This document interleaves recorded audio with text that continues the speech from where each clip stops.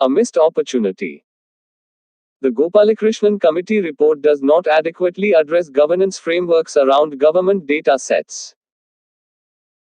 The Committee of Experts on the Non-Personal Data Governance Framework has recommended in its report, among other things, making privately held non-personal data open. The objective is to make such data available for general use, though the committee does lay down conditions for such data transfers. This has raised concerns about state interference in the private data ecosystem.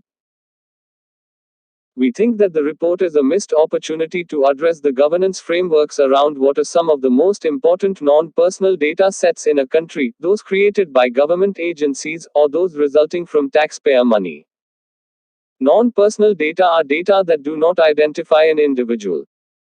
Nonetheless, such data can be useful in either framing public policy or creating and providing new services. For example, aggregate data from land registries can tell us a lot about land use patterns.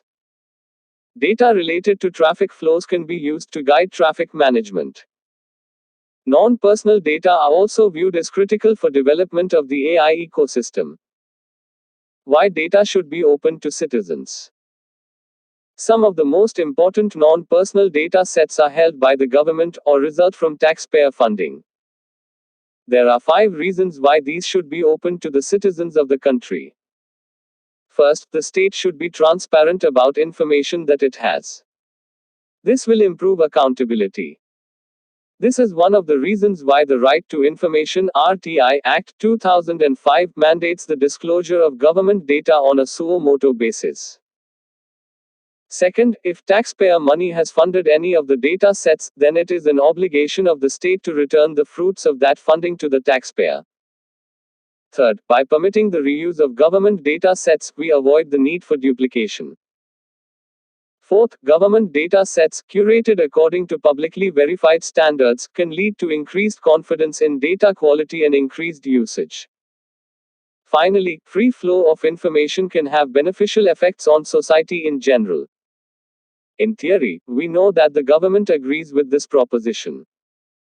Besides the RTI Act, we have in place many policies that promote and provide for openness of such data. For instance, one of the 9 pillars of the Digital India policy is information for all. The National Data Sharing and Accessibility Policy (NDSAP) 2012 requires all non-sensitive information held by public authorities to be made publicly accessible in machine-readable formats, subject to conditions. The government has also set up an open government data platform to provide open access to data sets held by ministries and other agencies of the government. Various states have also either created their own data portals or have provided data sets to the Open Government Data Platform. Failure to create an open data society. In practice, the quality and quantity of data sets published by the government are still well short of ideal. In addition, the government's general reticence to make valuable information sets available to the public is well known. There are 2 reasons for our failure to create an open data-based society. The first is lack of clarity in some of the provisions of the NDSAP or the relevant implementation guidelines. The second is the inability to enforce guidelines appropriately, which has meant that data sets released by governments are often inconsistent, incomplete, outdated, published in non-machine readable or inconsistent formats, include duplicates, and lack quality or any metadata, thereby reducing reusability. The Gopalakrishnan Committee could have evaluated what is going wrong with existing policies and practice pertaining to government data, and deliberated on how these can be addressed. Instead, the report largely focuses on the dangers posed by data collection by private sector entities. Without going into the merits or demerits of taking an interventionist approach to the data ecosystem, many of the concerns that should be addressed in the report that are central to the governance of the data ecosystem have sadly remained in the background. For instance, India's cybersecurity framework continues to be woefully inadequate, while even the Justice B.N. Srikrishna Committee report of 2018 highlighted the need to restrict the growing power of the state to carry out surveillance.